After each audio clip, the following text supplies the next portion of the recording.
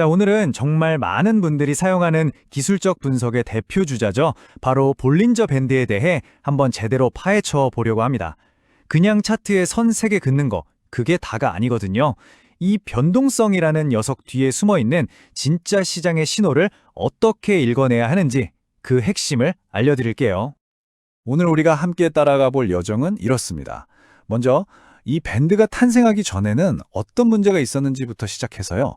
볼린저의 기가 박힌 아이디어는 뭐였는지, 그리고 밴드의 구조를 하나하나 뜯어볼 겁니다. 제일 중요한 건 역시 이걸 어떻게 썰어먹느냐겠죠. 변동성 속에서 신호를 읽는 법, 그리고 이걸 넘어서서 우리가 꼭 알아야 할 점들, 마지막으로 이 볼린저 밴드가 어떻게 기술적 분석의 전설이 되었는지 그 이야기까지 쭉 따라가 보겠습니다. 자, 볼린저 밴드가 왜 그렇게 대단한 발명품이었는지 제대로 이해하려면요. 우리 잠깐 시간을 거슬러 올라가 봐야 합니다.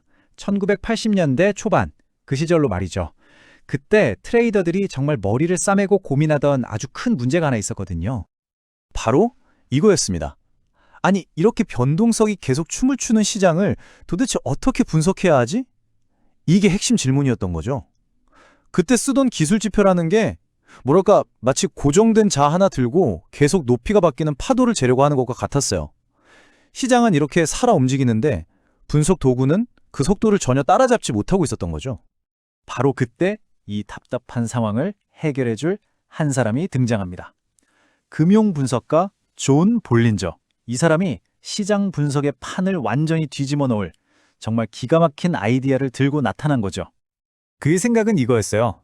잠깐만, 지표가 시장의 변동성에 맞춰서 스스로 늘어났다 줄어들었다 하면 어떨까?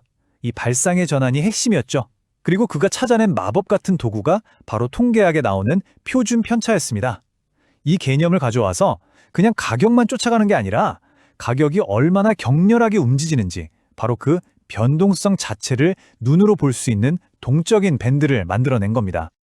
네, 그래서 이 볼린저 밴드라는 게 도대체 어떻게 만들어지는 걸까요? 생각보다 간단합니다. 우리 같이 한번 차근차근 만들어보죠. 모든 것의 시작은 바로 이 가운데 선, 중심선에서부터입니다.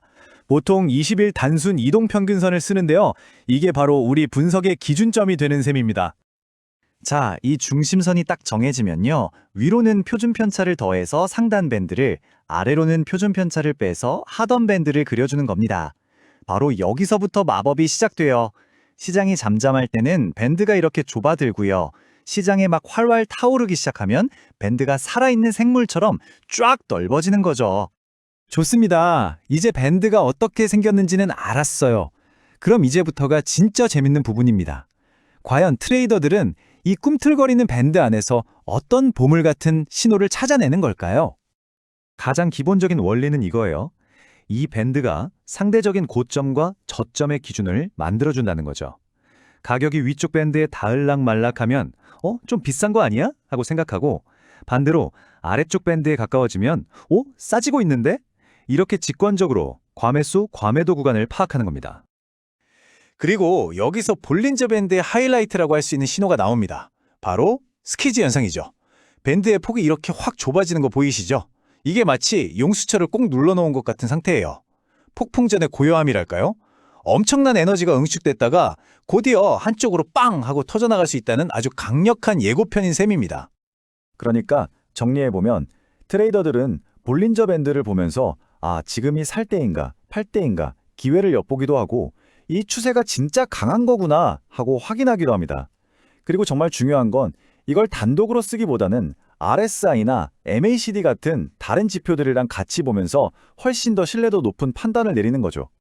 하지만 명심해야 할 게 있습니다. 세상에 미래를 100% 맞추는 수정구술 같은 지표는 없다는 거죠. 볼린저 밴드도 마찬가지입니다. 그래서 이걸 제대로 쓰려면 미묘한 디테일과 명확한 한계점을 반드시 알아둬야 합니다. 좀 더 깊게 파고드는 트레이더들은 여기서 파생된 고급 지표들을 활용하기도 합니다. 예를 들어 퍼센트 B는 현재 가격이 밴드 폭의 몇 퍼센트 지점에 와 있는지 숫자로 딱 보여주고요. 밴드 폭은 말 그대로 밴드가 얼마나 넓은지를 측정해주는 지표예요. 이걸 보면 변동성의 변화를 훨씬 더 정밀하게 추적할 수 있는 거죠.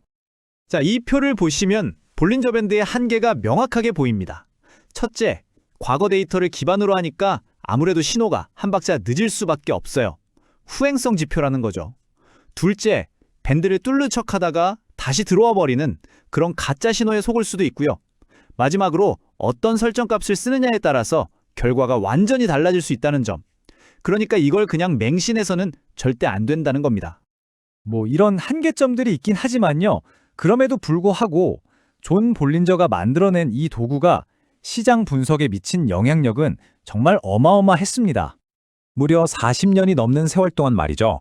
수많은 분석 기법들이 나타났다가 사라지는 이 치열한 시장에서 볼린저 밴드는 여전히 전 세계 트레이더들의 차트에서 굳건히 자리를 지키고 있습니다.